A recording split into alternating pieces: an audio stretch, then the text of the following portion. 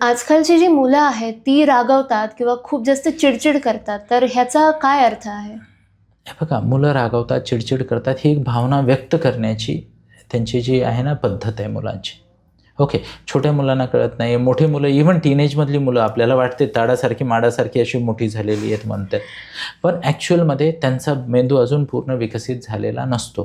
तर त्यांची चिडचिड, त्यांचं इरिटेशन, त्यांचं आयसोलेशन, एकट्यात शांत बसणे, आईवडिलांशी अबोला करणे, कधीकधी मित्रांपासून आयसोलेट होणे, कधीकधी डिप्रेस्ड किंवा लो फील करणे, ह्या सगळ्या गोष्टी ज्या आहेत हे इमोशनल एक्सप्रेशन आहेच. आणि मी पालकांना विनंती करेल की जेव्हा तुमचं मूल वेगवेगळ्या प्रकारे इंटेन्स इमोशन्स, नॉर्मल नाही आहे, जेव्हा इंटेन्सिटी वाढते त्या इंटेन्स इमोशन शो करतात, तेव्हा प्लीज पॉज घ्या आणि काय कारण आहे शोधण्याचा प्रयत्न करा, त्याच्या मुळाशी जाण्याचा प्रयत्न करा आणि त्या मुळाशी जाऊन त्या कारणाला ॲड्रेस करा. तेव्हाच तुमच्या मुलाला योग्य मार्गदर्शन होईल आणि तुमचं मूल पटकन त्या परिस्थितीतनं बाहेर निघेल. ही चिडचिड आणि राग जो आहे हे दूर करण्यासाठी काही टिप्स आहेत का विद्यार्थ्यांसाठी किंवा पालकांसाठी किंवा दोघांसाठी? चिडचिड किंवा राग किंवा ज्याला म्हणतो ना तणाव जर दूर करायचा तर टिप्स नक्कीच आहेत. आधी आपण विद्यार्थ्यांसाठी बघूया, विद्यार्थी काय करू शकतात. सगळ्यात आधी तर प्रत्येक विद्यार्थ्याने मेडिटेशन केलं पाहिजे असं माझं प्रामाणिक मत आहे आणि एक्झरसाईज केली पाहिजे. लहान मुलांनी खेळलं पाहिजे, मोठी मुलांनी काही ना काही प्रमाणात एक्झरसाईज केली पाहिजे.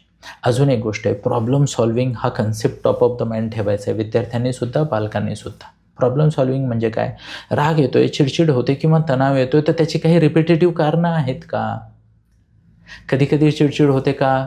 तर होमवर्क नीट नाही झाला, कधी एखादी असाइनमेंट पेंडिंग आहे म्हणून चिडचिड होते, कधी आई वडिलांसोबत त्याच ट्रान्झॅक्शन होतात म्हणून चिडचिड होते.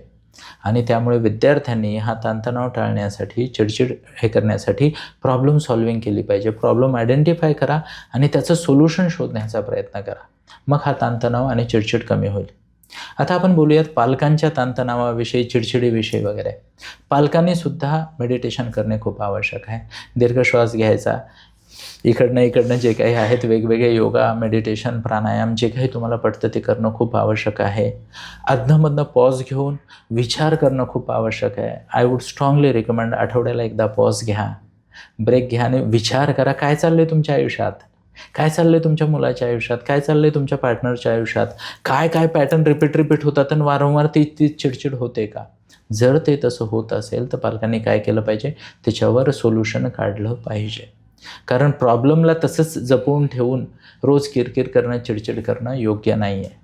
बरेचदा आरोग्याची कारणं असतात पालकांच्या मॅटरमध्ये, कधी फायनान्शियल कारणं असतात, कधी इमोशनल एक्सप्रेशन कमी पडतात, कधी काही अनरिझॉल्वड इश्यूज असतात, ती शोधली पाहिजे.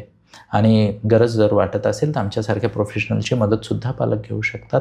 इव्हन विद्यार्थ्यांचंसुद्धा स्वागत आहे. जय श्री कृष्ण. जय श्रीकृष्ण. अनेक जण आपल्याला पाहायला मिळतं की खूप सेन्सिटिव्ह असतात. तर सेन्सिटिव्ह असणं किंवा सेन्सिटिव्हिटी असणं ही एक दुर्बलता आहे का? किंवा याविषयी तुम्हाला काय वाटतं? सेन्सिटिव्हिटी बरेचदा लोक म्हणतात की हा पर्सनॅलिटीचा पार्ट आहे आणि ते खरं पण आहे. म्हणजे ज्याला म्हणतो ना स्टबन पर्सनॅलिटी किंवा इंडिपेंडंट पर्सनॅलिटी, तशीच सेन्सिटिव्ह पर्सनॅलिटीसुद्धा असू शकते. पण सेन्सिटिव्हिटी हा वीकनेस नाही आहे. सेन्सिटिव्हिटी आपल्यासारख्या सोशल ॲनिमलसाठी ॲक्च्युली स्ट्रेंथ आहे. जर तुम्ही सेन्सिटिव्ह आहात, तुम्ही केअरिंग आहात, तुम्हाला लोकांची काळजी आहे, ती ही फार मोठी ॲसेट आहे. फक्त ह्याचा वापर कसा करायचा आणि कुठे करायचा. म्हणजे नॉन प्रॉडक्टिव्ह रिझन्समध्ये किंवा चुकीच्या रिझन्समध्ये जर तुम्ही तुमची सेन्सिटिव्हिटी दाखवली तर निश्चितपणेच असं होणार आहे की तुमचा वेळ वाया जाणार आहे, त्याचा आउटपुट येणार नाही. नंतर तुम्हाला वाटेल अरे कशाला मी याच्यात पडलो. पण तेच जर तुम्ही तुमची सेन्सिटिव्हिटी एखाद्या चांगल्या पर्पजसाठी वापरली किंवा तुमच्या जवळच्या व्यक्तींची हेल्प करण्यासाठी वापरली तर ती मोठी ॲसेट आहे असं मला वाटतं. ओके. फ्रस्ट्रेशन टॉलरन्स म्हणजे काय? फ्रस्ट्रेशन टॉलरन्स हा एक फार महत्त्वाचा विषय आहे असं मला वाटतं. कारण आजकाल मुलं आहेत ना फार लवकर फ्रस्ट्रेट होतात. म्हणजे काय, ह्यालाच आम्ही डिस्कम्फर्ट टॉलरन्ससुद्धा म्हणतो. तर फ्रस्ट्रेशन किंवा डिस्कम्फर्ट टॉलरन्स म्हणजे काय, तर जर तुम्हाला समजा आता आपण हा स्टुडिओमध्ये आपण इथे रेकॉर्डिंग करतो आहे, बरोबर आहे, आणि खूप छान पद्धतीनं चाललं आहे, अचानक लाईट गेली, याला पण आत्ताच जायचं होतं का, असं आहे का तसं आहे का, किंवा ए सी चालत नाही, किती गरमी आहे वगैरे, काय गडे नाही आहे. तुम्हाला एक सांगतो, तुम्ही कितीही चिडचिड केली, काही केलं तरी परिस्थिती बदलणार नाही. ती लाईट यायची तेव्हाच येईल, AC चालू व्हायचा तेव्हाच होईल. तर फ्रस्ट्रेशन किंवा डिस्कम्फर्ट टॉलरन्स काय, की नॉर्मल रुटीनमध्ये सुद्धा जर काही मनाविरुद्ध गोष्टी घडल्या तर त्यांचा स्वीकार करून आपला फोकस न बिघडू देणे. कालच स्वामी विवेकानंद जयंती झाली, ते पण पॉवर ऑफ फोकस सांगत होते. फ्रस्ट्रेशन किंवा डिस्कम्फर्ट टॉलरन्स तुम्हाला शिकवतो की जे काही आजूबाजूला आपल्या कंट्रोलच्या बाहेरच्या गोष्टी आहेत त्यांना सोडायचं, ज्या गोष्टी आपल्या कंट्रोलमध्ये आहेत त्याच्यावर फोकस करायचा, कंट्रोल द कंट्रोलेबल्स म्हणायचं आणि विचलित व्हायचं नाही. आजकालची मुलं पटकन फ्रस्ट्रेट होतात, पटकन त्यांना डिस्कम्फर्ट जाणवतो आणि मग ते मॅनेज करण्यात जातात.